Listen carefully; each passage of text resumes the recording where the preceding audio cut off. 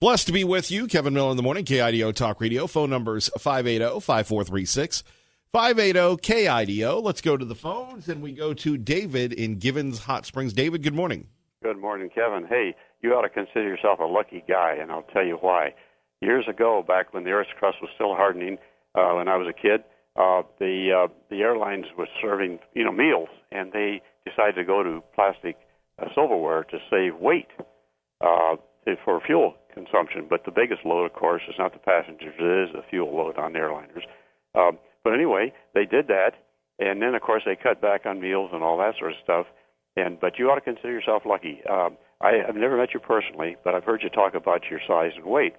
And I won't offend you by being politically incorrect to say anything about your weight, but mine, all up weight with clothes and wallet and keys, is about, with shoes on, about 130 pounds. And I've been that way since high school.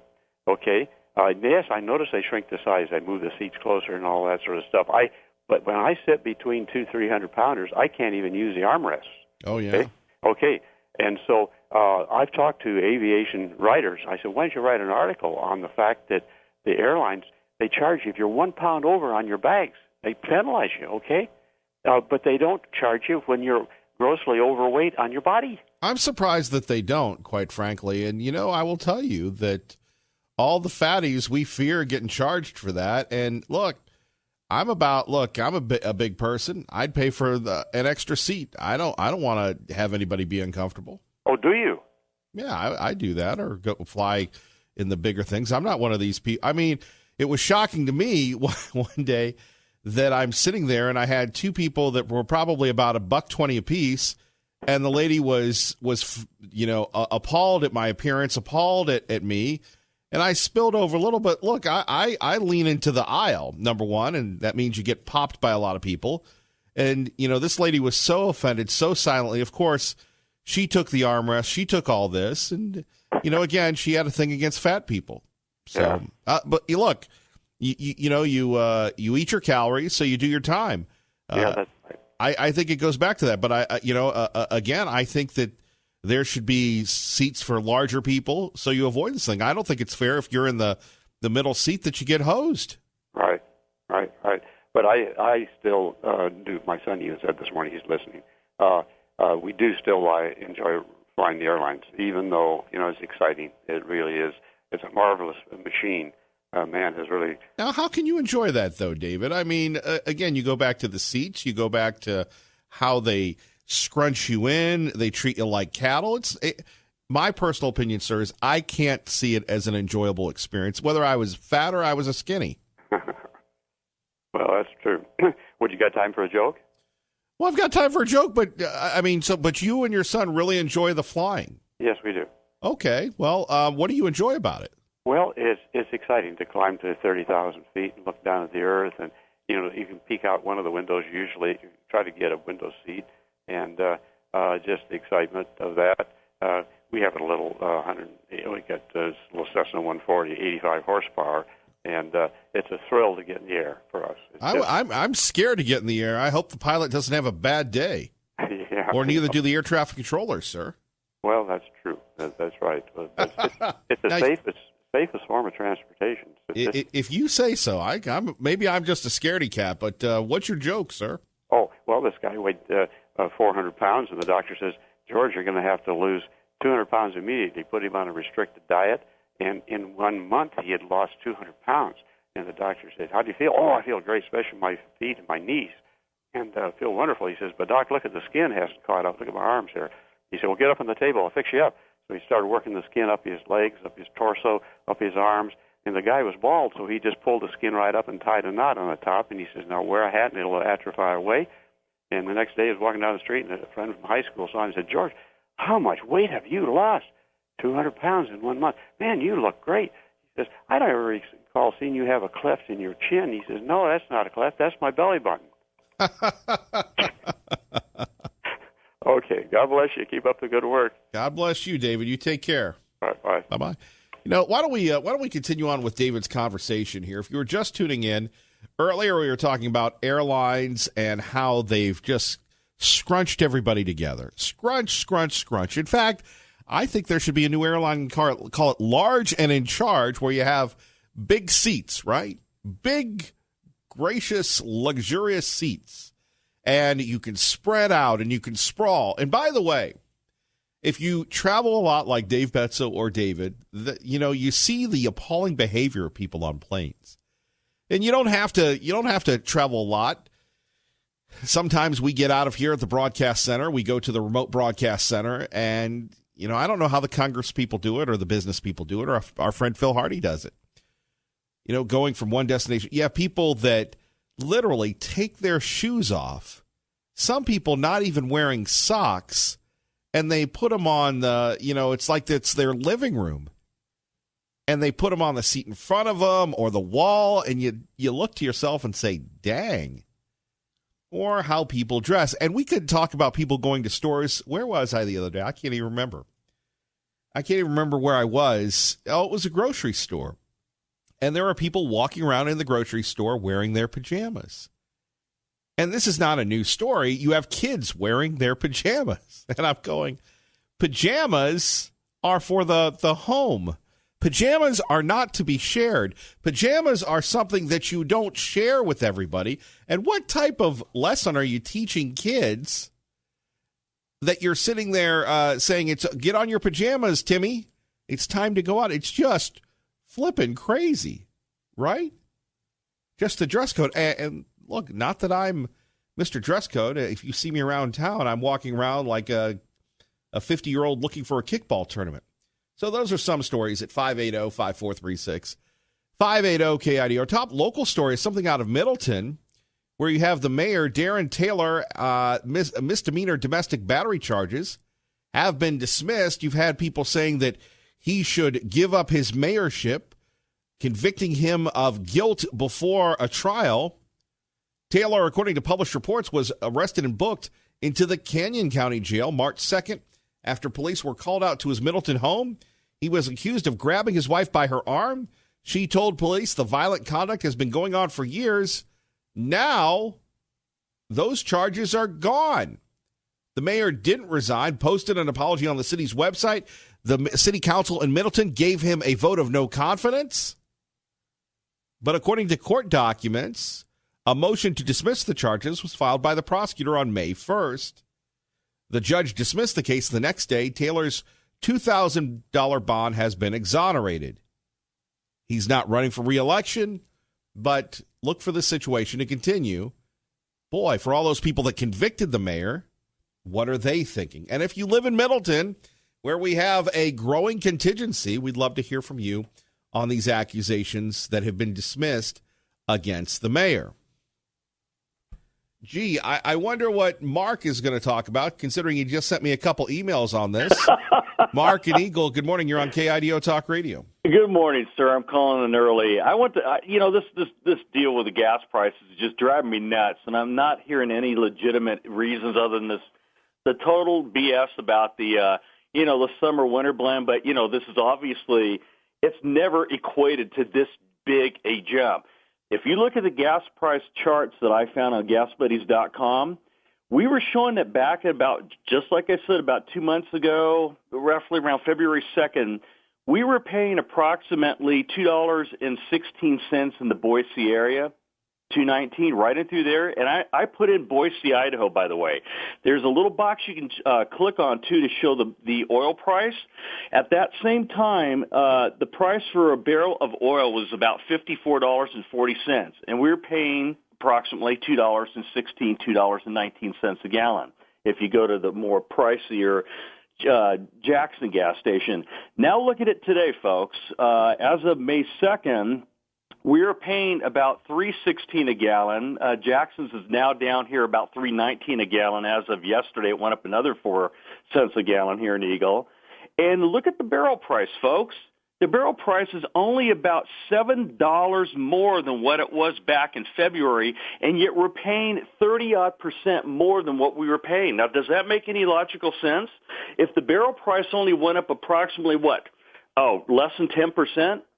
Or about 10%? Now, hold on for a minute. Mark, I want you to hold on for a minute here. 580-5436, 580-KIDO. This is an explanation concerning oil prices, and we're going to Mark from Eagle's reaction. It could have been a lot worse. At the CME in Chicago, ag and oil futures hit hard by President Trump's threat to raise tariffs on China. Hogs and soybeans already subject to a 25% retaliatory tariff on exports to China, leading the way to the downside. But the beans, corn, and most other ag futures closed off the lows. Oil, the big surprise, despite the U.S. sending an aircraft carrier to the Persian Gulf to warn Iran and rockets in retaliation between Hamas and Israel, which would typically drive oil way up. The future spent most of the session down on fears about China trade. Ultimately, oil closed up marginally and up even higher in the after hours, as most commodities finished in a lot better shape than they started off. At the CME in Chicago, I'm Jeff Flock, Fox News. There you have it. The soybeans are safe for now. Well, this is typical of your Wall Street gangsters, the hedge fund operators, the the oil company manipulators there that like to basically take American citizenry to the cleaners. I mean, there's no justification for that. So again, if it was back about $54 and change, and it's gone up now, as of the last couple of days here, it's gone up to basically another $7 a barrel. That is what? What's the percentage? All right, 12%, 13%, something like that. But that does not equate out, in my opinion, to about a 30-odd% increase a gallon in gasoline prices. And, you know, this has always been the problem with our lying oil industry here and the Wall Street hacks there, the crooks on Wall Street, the derivative nuts, the hedge fund people. They come up with every excuse under the sun. We are the biggest oil producer now in the world. We outproduce Saudi Arabia, and we're exporting it out through the ports down there through Texas and the Gulf there. And yet, look at our prices, folks. In just a matter of about 2.5 months, we're getting screwed another 30-odd%. So that's my beef for the day, Kevin.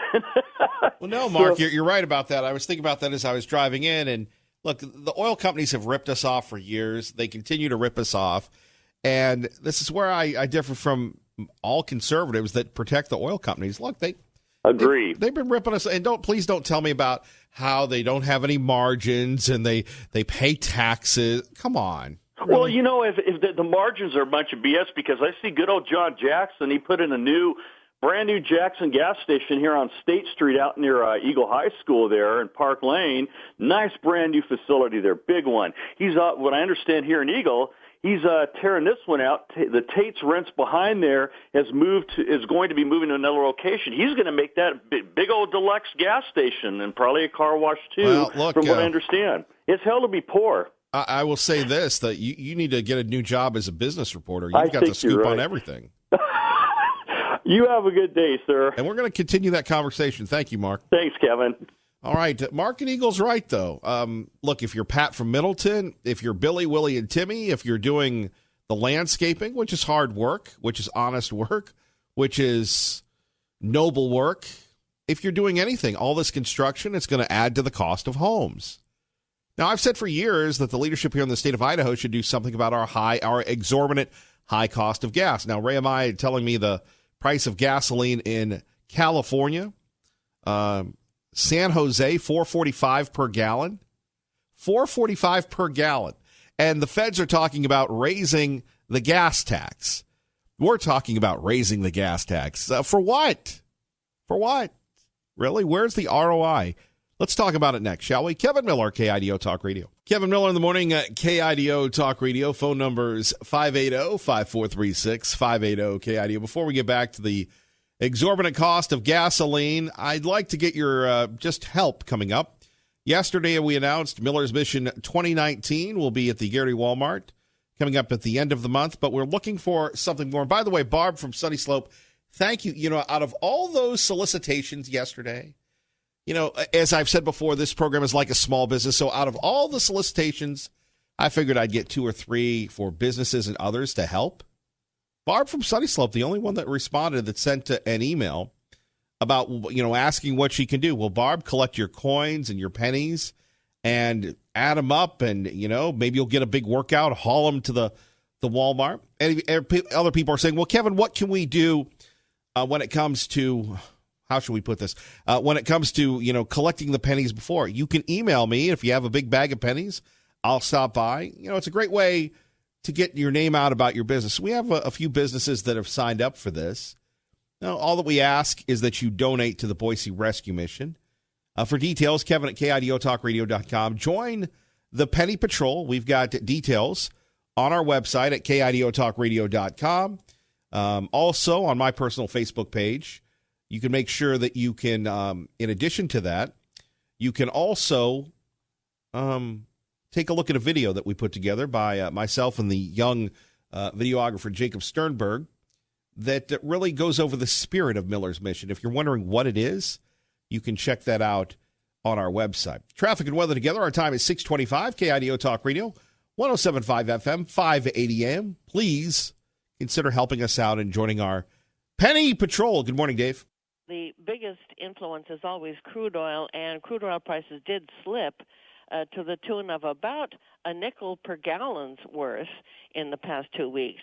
Now, on top of that, we have two gasoline issues affecting our refineries. One is that the final deadline to be able to make the spring and summer blends of gasoline that cost more to make, that deadline has now been met. That final deadline was May 1. And then also some of these several repairs and maintenance projects that are always happening this time of year in advance of summer demand are being completed. Some of them should be completed this month. So there'll be more gasoline supply, and that will also help to bring down the price. There we have it. I love this. The prices go up, the prices go down, and how many people are happy to be paying more for the price of gasoline? Well, we're not.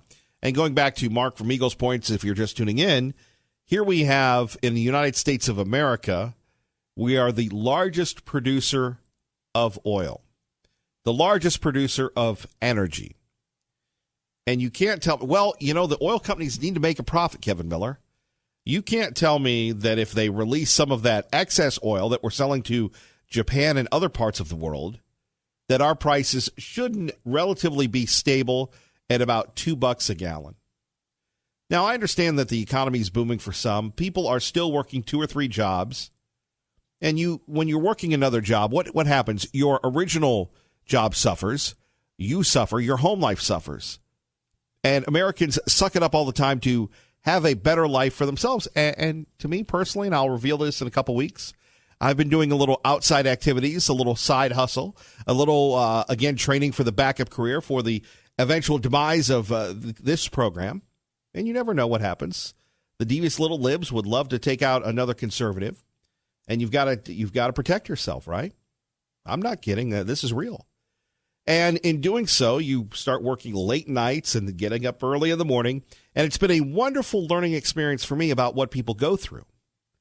And it's been a wonderful experience to allow me to appreciate people that those that don't have a choice, that sacrifice. And I think we as a country have a choice. We as a state have a choice when it comes to our gasoline prices. I mean, we have the highest in the nation all of a sudden. Didn't take long. 6 weeks to go up 70, 80 cents? So, in the old days, you would have somebody looking into this. Maybe instead of looking into people's personal lives or telling us about the latest show on television, we would have some investigative reporting, right? And by the way, I applaud Channel 7 for following our lead, which we've been doing so for many, many years. It's funny, they're taking a page out of our playbook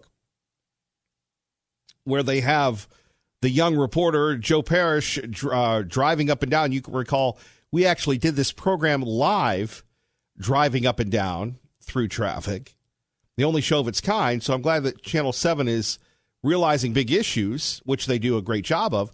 However, coupling that into excessive prices for gas, congestion here in the Treasure Valley. Now, people are going to say, wait till 2040. We're concerned about 2020. And where are the real-life solutions? You want to be elected to a position of power in this state? I'd say I would launch an investigation into why our gas prices are artificially higher than those of the entire country. Well, it's the pipeline. Why do we accept just simple answers? We're not simpletons. And the idea of every year, well, the price of, now the Iranian situation is going to happen. Well, we're going to war, so we need to raise the price of gas. That doesn't affect the price of crude in West Texas, does it? The high average in this panel of cities is San Francisco Bay Area, $4.14, and that's for regular grade. The low average is Baton Rouge at $2.45.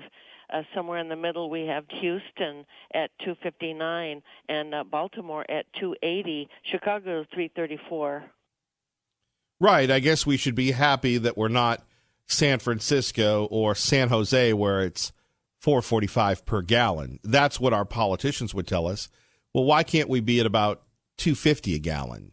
Imagine the economic roar that would happen across the Treasure Valley. Kevin Miller on KIDO Talk Radio, 107.5 FM, 580 AM. Good morning, Maggie. Blessed to be with you. Don't forget how you can help the Boise Rescue Mission. Details at KIDOTalkRadio.com. Kyle and Star will get to you in 2 seconds. First, out to Washington, D.C., Rachel Sutherland joins us, Fox News Radio, exclusively on KIDO Talk Radio. Rachel, good morning. Hey, good morning, Kevin. Well, we won't be talking about the birth of the royal baby, and I'm all about not talking about that. So, well, it was interesting to see this morning, and they're waiting on a name, and I'm sure we'll see the pictures. It's always kind of exciting. Sure. How about Timmy? I think they're thinking about Alexander and Spencer, which would be interesting. I thought we weren't going to talk about the royal baby. I'm with you. I thought you were going to say Alexandria Ocasio-Cortez, but that's where my mind is.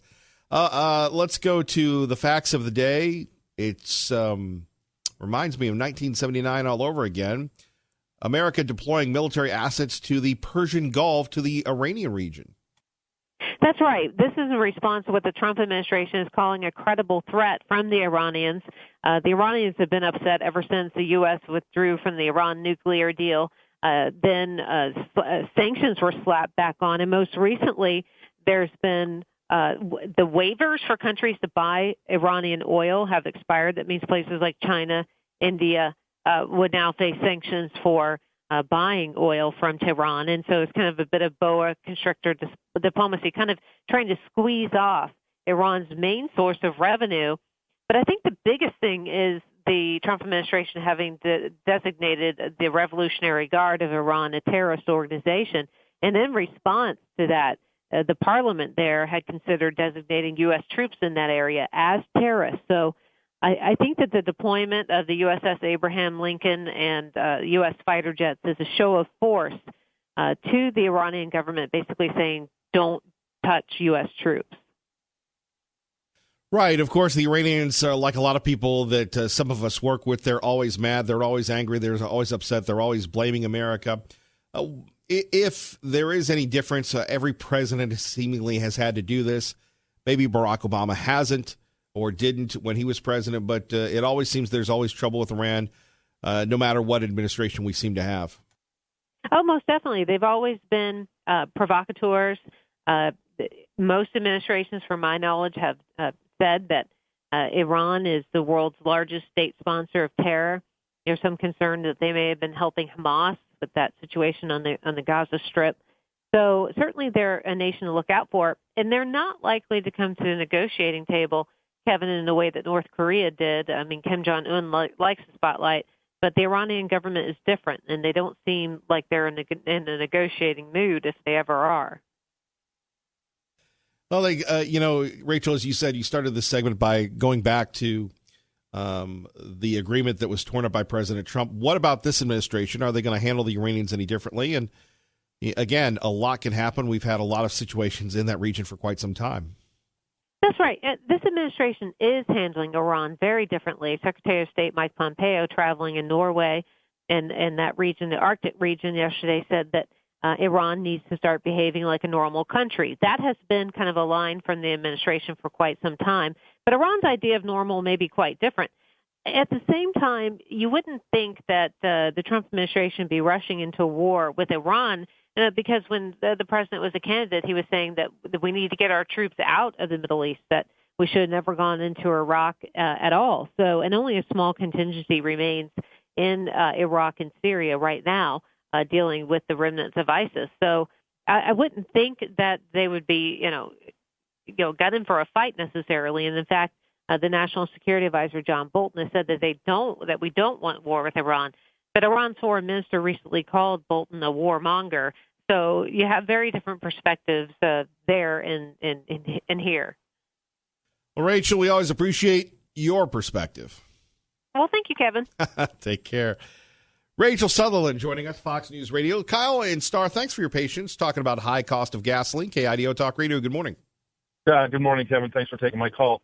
You know, you can set your calendar by the rising cost of gas every year, to your point that you made earlier. Every time this year, gasoline prices go up 60, 70 cents a gallon over a 6 to 8 week period. I was talking with your call screener who made the point that, you know, we import about 13% of our gasoline. And we haven't built a new refinery in 40 years, I think you said, because of environmental concerns. That's all fine. And gasoline prices have naturally risen to accommodate that. But when prices are artificially risen, like they have 60 to 70 cents over the last 6 to 8 weeks, every single year, that's artificial. And that's nothing but price gouging. Now, if you take into account the natural fluctuations in price of crude oil, fluctuations in labor, how much it costs to refine gas, taxes, inflation, and all those factors, gasoline in the United States, and it doesn't matter if you live in Podunk, Oregon, or if you live in New York City, gasoline shouldn't be any more than between about $2.10 and $2.30 a gallon year round. And listening to the gal that was talking about price or gasoline prices rising, I don't know who that was, if it was a guester or Trilby Lundberg of the Lundberg Survey. Of the Lundberg Survey, and she made the point, you know, gas prices always, rise because of the spring and summer blend. I mean, are we talking about, a seasonal coffee? What's a spring and summer blend of gasoline? Right. It all burns fire in a gas combustible engine, So it's things like that, coupled with all the other things I mentioned that it gets everybody. I mean, when I was a kid, we're about the same age. I'll be 50 in July. Gasoline would rise a half a cent, or 0.2% or something. If you wake up in the morning and it's up 15 cents a gallon, it was, what was it at the Maverick, 305 the other day? Now it's 315 overnight. So that's my 2 cents. No pun intended. Have a great day. Thank you, Kyle. Kyle brings up some great points, some that we've been echoing for years at 580-5436, 580-KIDO. And this is really what it comes down to when it comes to responsible government. But if the oil lobby, if big gas is paying for this, well, then, of course, there's not going to be a crackdown. And in the state of Idaho, people talk about our great quality of life. Well, in the last 3 years, has the quality of life in Idaho gotten better? Right now, we're getting hammered by gasoline prices. And many of our friends that are moving in from California, change your license plates, please. Change your license plates, please. Have some sensitivity for people that live here, that want to live here, that are proud to be in Idaho. Get rid of your Californian clinging. Well, they're going to say, well, in the Bay Area, I paid $4.50 a gallon. This is good living. Well, this isn't the Bay Area. This is Idaho. But it seems we're becoming more of, Idafornia, if you will. We're reflecting that. And I personally, where's the state legislature on this? Well, we came in, we funded Medicaid, and we left. That's good eating. Where's the state senators? Where's the state representatives? Well, Kevin Miller can't do anything about it. Now, we had a chance to speak with the governor, and we'll air that on Idaho Insights. And we went back and forth concerning the grocery tax repeal, and, oh, yes, it's going to happen next year, and that's great. But why not take a look at, we put a man on the moon. We have all these hybrid engines. We have everything else. Of course, if you're going to drive a big truck, you're going to use more gasoline. Doesn't mean you have to pay for it, right? Once again, here's Trilby Lundberg explaining why you're paying more at the pump. And if your business involves gasoline, which just about everybody does, that's less money for you.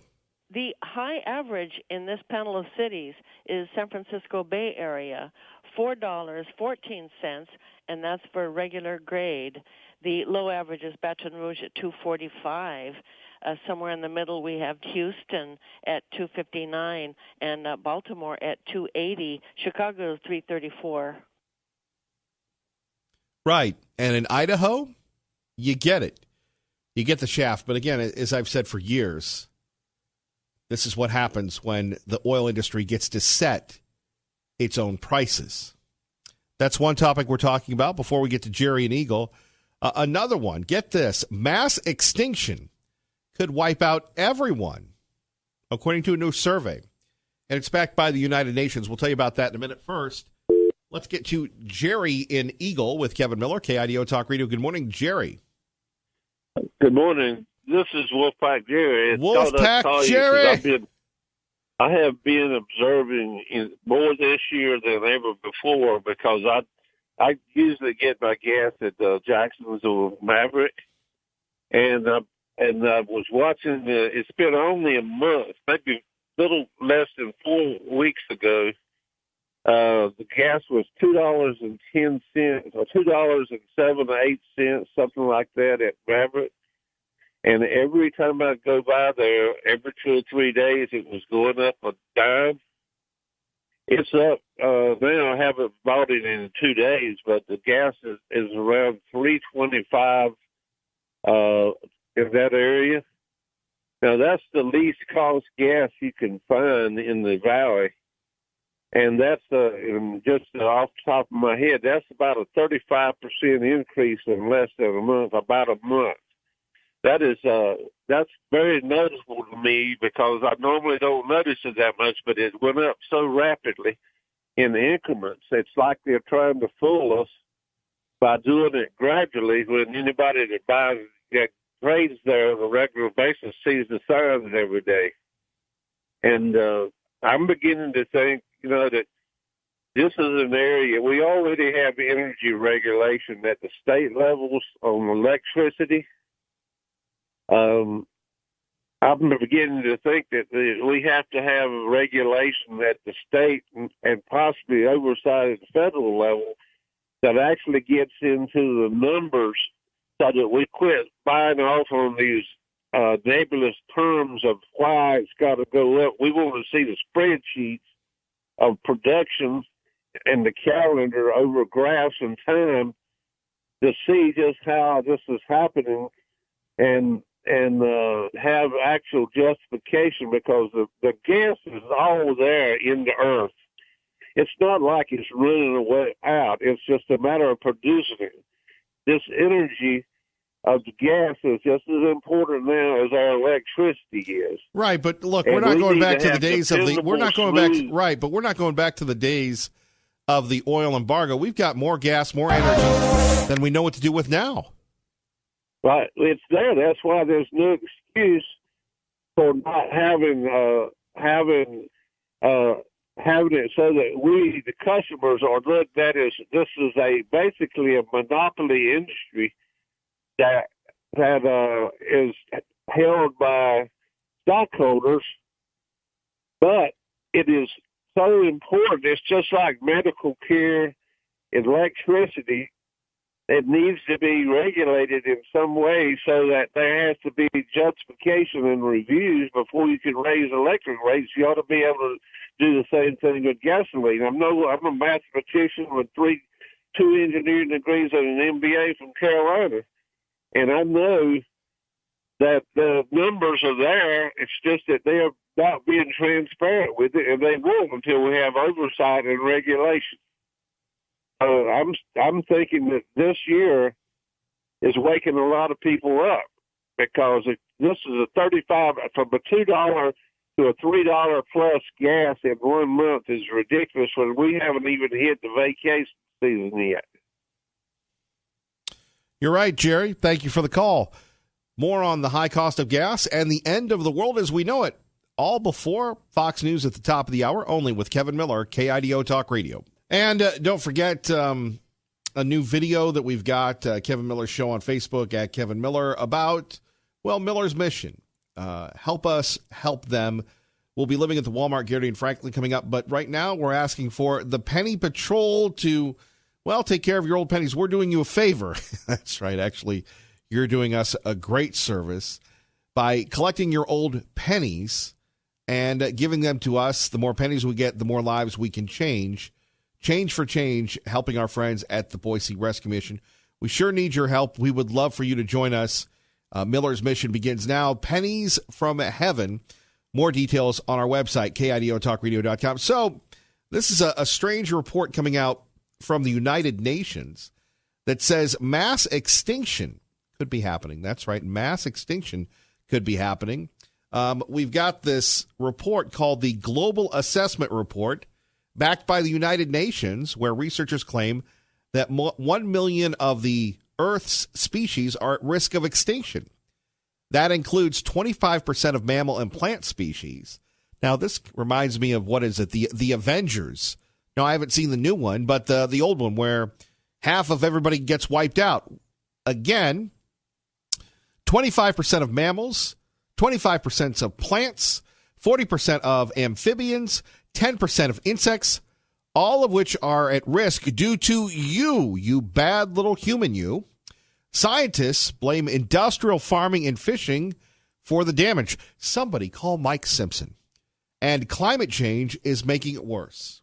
Now, that's one thing we didn't get a chance to ask the governor about, this whole climate change thing. If you're a lib, this is the Bible. If you're progressive, it's all about climate change.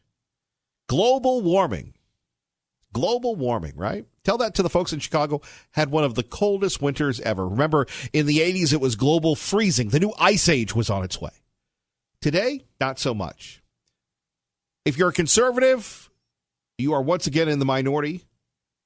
And really, realistically, brothers and sisters, if we're going to do anything about climate change, well, we've got to look across the Great Salt, as they used to call it back in the days of the railroads, the Pacific Ocean.